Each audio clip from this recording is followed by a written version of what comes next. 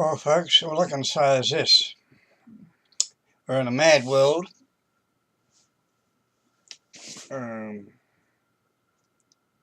Well, when I say a mad world, it's inevitable that it is the way it is, mad or otherwise. Because of evolution, there has to be back steps to be able to make forward steps. Trial and error, right? And everything acts inevitably in the long run, right? But we have limited sensory ability and knowledge, so therefore we don't know all the answers, right? If we knew all the answers, well, life would be pretty boring, wouldn't it? But anyhow, if you know the basic nature of everything, life becomes a bit boring too. Even when you know, when you know all the answers. So don't take things seriously. You're only robots in the end, and everything acts inevitably. Matter's indestructible. Space, right? The world's full of shonks. Is that the word, shonks? Con artists, right? They're living off these ignorant. The more ignorant you are, the more they live off you. Right? But even at their best, the experts, the philosophers, the professors, they're all in fairyland to a degree. There's a simple answer. You don't need to know all the details. I don't want to know all the details of every action of matter, right? So what? So what? So the main thing is, even if you don't know, if you know all the answers, it'll be boring.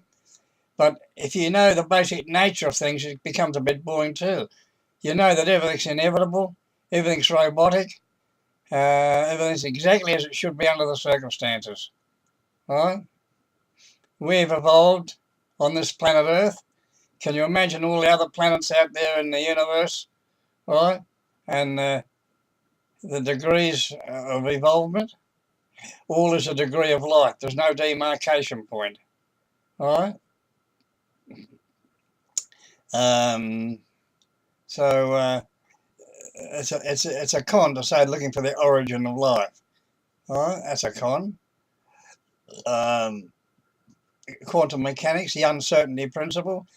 The only thing that's uncertain is our opinion of things. All right. So everywhere you turn in academia, all right, mind you, relative to the caveman, yes, they're advanced in a lot of ways relative to them, but compared to those people that are thinkers, that take a step back and use their logic and reason, even the experts are dummies, right? It's the philosophers. Even Einstein's theories now, they're finding out that's not E equals mc squared, right? I've always known it's been a con anyway. So he says, nothing travels faster than light, right? There's only one thing he didn't mention. No one knows the absolute speed of light. We only know the speed of light as it is emitted from its source. But if the source is moving, then or in a positive direction or a minus direction, right? It's minus or plus its speed. So we don't know the absolute speed of light. Right? All we know is a relative speed. Of course, Einstein's gone with a lot of goo-gaga about that. Admittedly, we've got the atomic bomb and we've found out how to get all the atoms and things knocking each other out of their orbit and exploding, right? So-called energy. And incidentally, energy is only a verb. It's the movement of matter, it's not matter itself. All right? And it's the same with mass. Mass is partly matter, and partly the movement of the matter, right?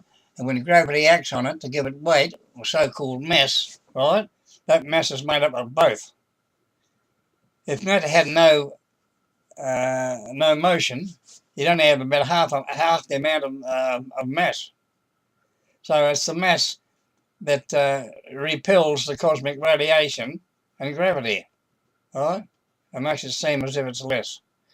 Anyhow, I'll sign off at that.